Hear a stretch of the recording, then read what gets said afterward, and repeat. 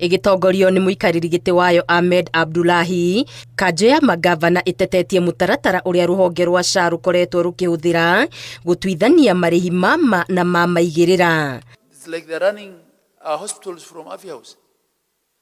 Downgrading, regrading. There's even no consultation. How do you downgrade my hospitals without talking to me? If something is rejected, right now there is no follow-up mechanism. That means there is no appeal.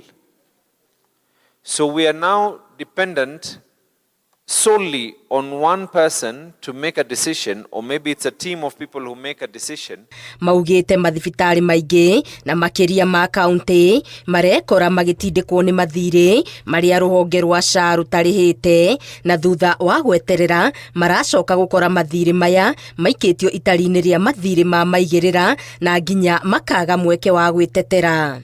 Or whatever reason that may be, if a rejection is going to be done across the board, then there's no way of us being able to appeal any of this.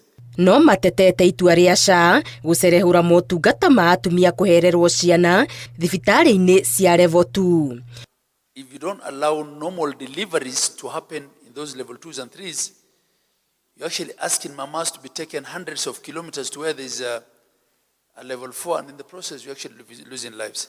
Ningi makiuga SHA ithiete na mbere na gutonyerera honge cia urigiti kaunti-ini undu uria ni mugaru na watho.